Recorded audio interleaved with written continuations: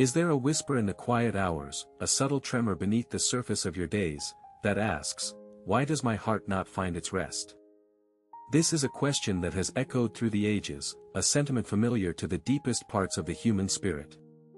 It's a yearning that can surface when the world outside feels chaotic, or even when all seems outwardly calm, yet an inner disquiet persists. Perhaps you feel it now, a gentle ache, a sense of being perpetually in motion, searching for a harbor that remains just beyond reach. This quest for peace, for a settled state of being, is not a sign of weakness, but an innate calling of the soul. It's the natural impulse of a spirit designed for more than fleeting moments of calm. Think of a traveler, weary from a long journey, scanning the horizon for a familiar landmark, for the promise of home. Our souls are on a similar pilgrimage, seeking a place of profound belonging, a sanctuary where the restless currents of thought and emotion can finally still. This longing for rest is not a symptom of failure, but a powerful indicator of our true orientation, a compass pointing towards a deeper reality. It's the soul's gentle, insistent nudge, reminding us that there is a dimension of existence where true peace resides, a peace that the world, with all its striving and its distractions, cannot ultimately provide. This script is an invitation to explore that deeper dimension, to understand the roots of this universal human restlessness, and to discover where true, abiding rest can be found. We will journey together, not into external solutions, but into the profound landscape of the inner world, seeking the source of this perennial human question and the gentle, transformative answers that await. Charles Spurgeon, a man whose voice resonated with immense power and conviction, a preacher who guided multitudes through the complexities of faith, understood this internal struggle intimately. He was not merely an orator, he was a fellow traveler through the often turbulent terrain of the human heart. Even amidst his profound faith and his prolific ministry, Spurgeon himself knew the sting of inner storms, the wrestling matches that can rage within the soul. He spoke of a profound restlessness that could grip the spirit, a feeling of being caught in a perpetual cycle of seeking, of striving, yet never quite arriving at a place of sustained peace. This is not the absence of faith, nor is it necessarily a lack of devotion. It is, rather, the deeper, more fundamental human condition of a heart that has not yet found its ultimate anchor. Imagine a delicate instrument, finely tuned, yet vibrating with an energy that seeks its source.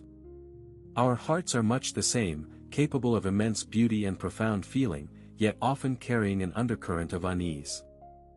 This unease can manifest in various ways, a persistent anxiety that clouds the mind, a gnawing sense of incompleteness, or a subtle feeling of being disconnected, even when surrounded by life's comforts. It's as if a vital chord is missing, a resonant frequency that would bring everything into harmony. Spurgeon's own experiences shed light on this universal truth, that the deepest wellsprings of our being are often the site of our most profound quests. He recognized that this inner turmoil wasn't always about external circumstances, but about a deeper, spiritual hunger, a longing that, when left unaddressed, can leave the soul feeling adrift.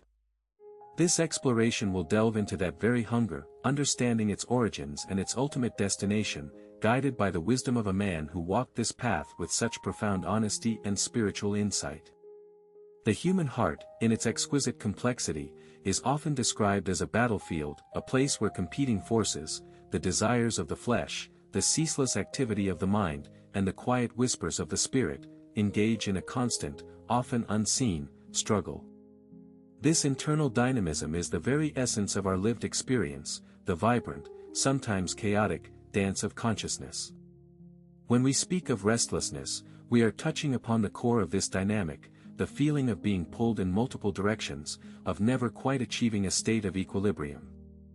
It's the experience of waking up and already feeling the weight of the day, the mental to-do lists, the emotional currents that rise and fall without our conscious command. This can be particularly poignant when our outward lives appear to be functioning well, when there are no obvious external reasons for distress. Yet, the internal landscape can tell a different story. The soul, in its purest form, yearns for a specific kind of stillness, a profound sense of being anchored in something eternal and unchanging. When this anchor is not firmly set, the soul can feel buffeted by the winds of circumstance, susceptible to the slightest shift in the external world or the internal mood. This is not a condemnation, but an observation of the human condition, a recognition of the deep-seated need for a source of peace that transcends the transient. Spurgeon, in his own reflections, often pointed to this internal reality, acknowledging that even the most devout can experience this pervasive sense of searching. He understood that the outward expressions of faith, while vital, were often symptoms of a deeper orientation, a call to a more intimate communion. This script is dedicated to understanding that call, to recognizing the subtle signs of spiritual fatigue, and to gently guiding the awareness towards the presence of a peace that is always available, waiting to be discovered within the quiet sanctuary of the self. The question of restlessness often leads us to a profound realization, that the deepest disquiet within us is not merely a lack of external peace, but a more fundamental spiritual thirst.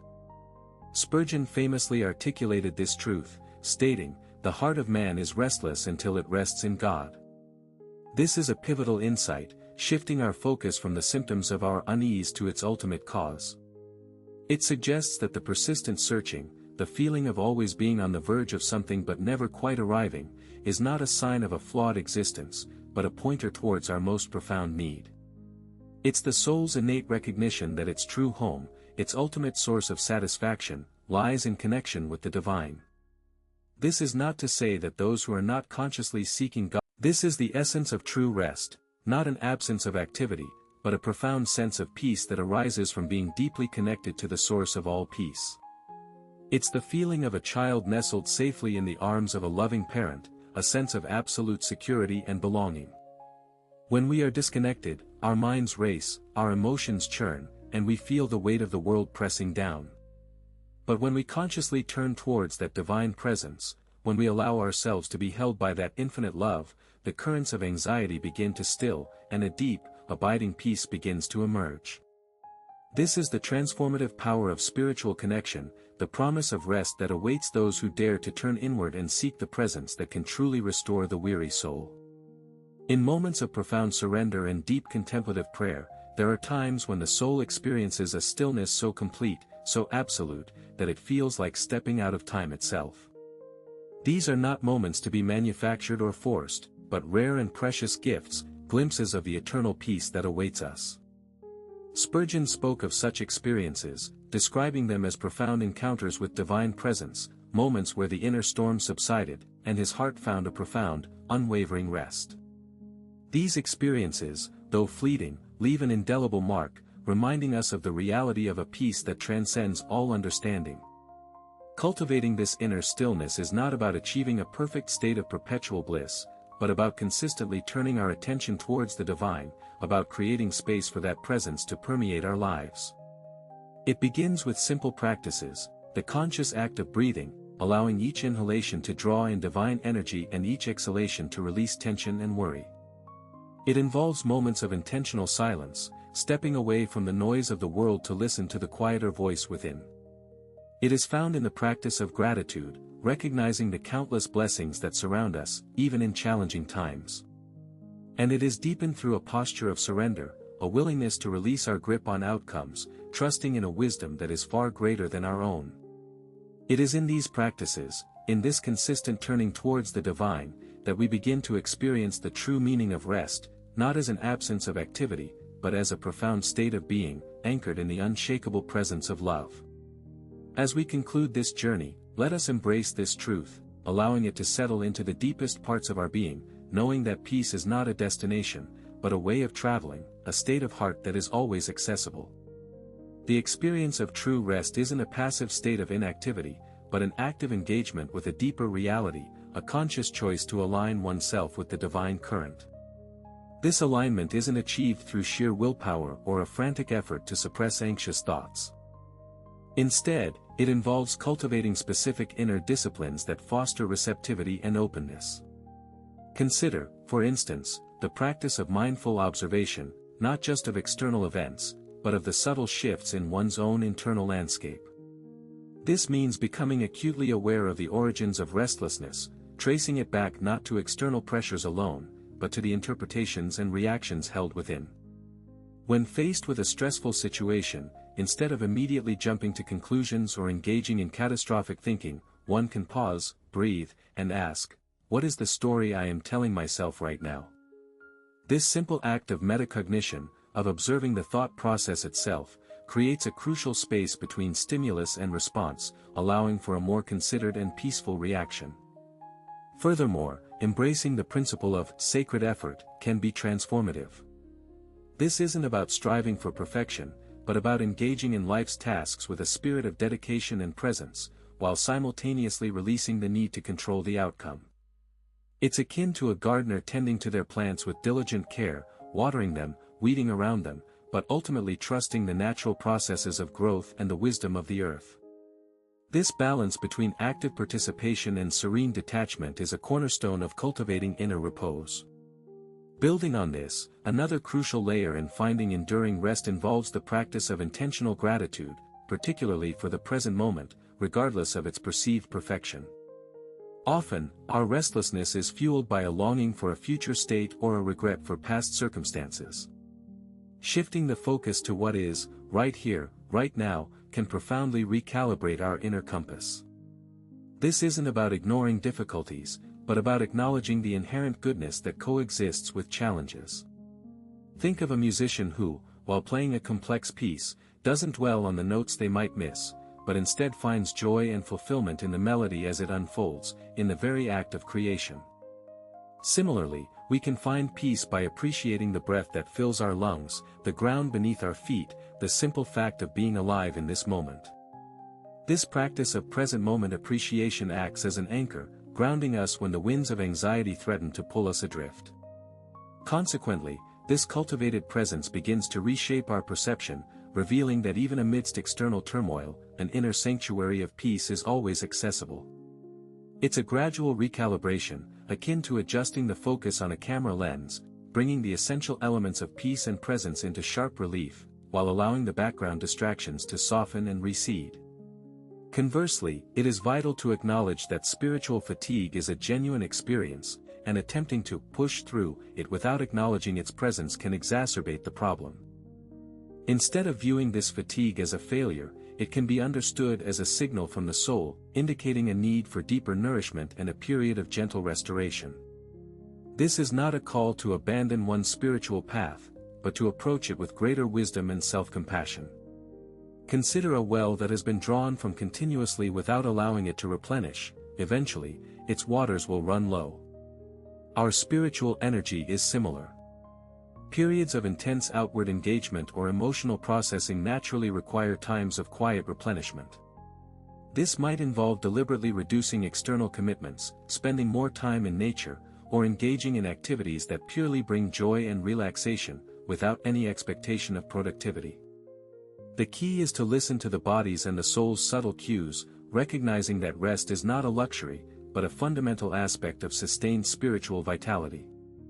Embracing this restorative phase allows for a deeper integration of spiritual insights, preventing burnout and fostering a more sustainable and profound connection to the divine. Furthermore, the concept of surrender, often misunderstood as passive resignation, is in fact an active stance of trust.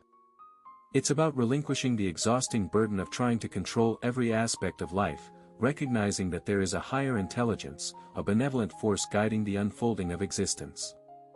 This doesn't negate personal responsibility or the importance of wise action, but it reframes our approach. Instead of approaching challenges with apprehension and a desperate need to micromanage, we can engage with a spirit of co-creation, offering our best efforts while holding the outcome lightly. Imagine a river flowing towards the ocean. It encounters obstacles, bends, and currents, yet its inherent nature is to move towards its ultimate destination. It doesn't fight the landscape, it navigates it with a fluid, inherent wisdom. Similarly, when we surrender, we allow our lives to flow with greater ease, trusting that we are being guided towards our highest good, even when the path is not immediately clear. This shift in perspective can dissolve much of the anxiety that fuels restlessness, replacing it with a quiet confidence and a deep sense of inner security. It is in this space of surrendered trust that the soul truly begins to find its rest, no longer battling against the current, but flowing harmoniously with the divine stream of life. Reflecting on this journey so far, we find ourselves at a pivotal juncture, where the echoes of internal dialogue begin to harmonize, revealing a more resonant frequency. The landscape of the human spirit, once perceived as a terrain of scattered anxieties and unfulfilled longings, now appears as a cohesive tapestry, its threads intricately woven together by a singular, overarching design. The subtle currents of our inner world, the persistent whispers of a deeper yearning, are not disparate phenomena but interconnected expressions of a soul oriented towards its ultimate source. As we pivot towards the final reflection, it becomes evident that the disparate elements we've explored converge, not into a complex puzzle, but into a profound simplicity, a recognition of an ever-present truth that lies at the heart of our being. Consider how the initial sense of being adrift, the feeling of a heart unmoored, gradually gives way to an understanding of an innate directional pull.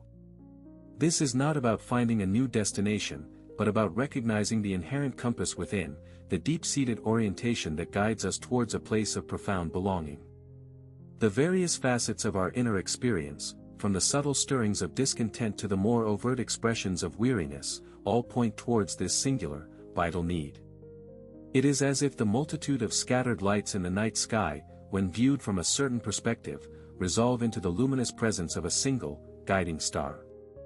This convergence suggests that the quest for peace is not an arduous climb towards an external summit, but a gentle unfolding, a deepening awareness. The journey we have shared, from the initial whisper of unrest to the profound realization of an inner sanctuary, has illuminated a singular truth: the heart's deepest longing is not for the absence of storms, but for the presence of an unshakable anchor. It is in this profound understanding that the true practice begins, not as a series of disciplines to be mastered, but as a gentle unfolding, a continuous return to the source of all peace. The weariness that once seemed a burden now reveals itself as a sacred signal, a profound invitation to seek the wellspring that never runs dry. This is not about eradicating the natural ebbs and flows of life, but about cultivating a deeper resonance with the eternal current that flows beneath all experience. The restless seeking, so often mistaken for a personal failing, is, in truth, the soul's innate compass, unerringly pointing towards its true orientation. It is the deep, inherent thirst that signals our design for something infinitely more sustaining than the transient comforts of the world. As we embrace this truth, the fragmented anxieties begin to coalesce, not into a problem to be solved, but into a pathway, a gentle invitation to discover the profound stillness that has always resided within.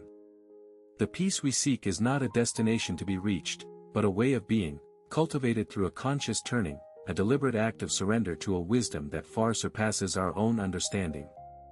It is in this profound act of trust, in releasing the exhausting need to control every outcome, that the soul finds its most profound rest.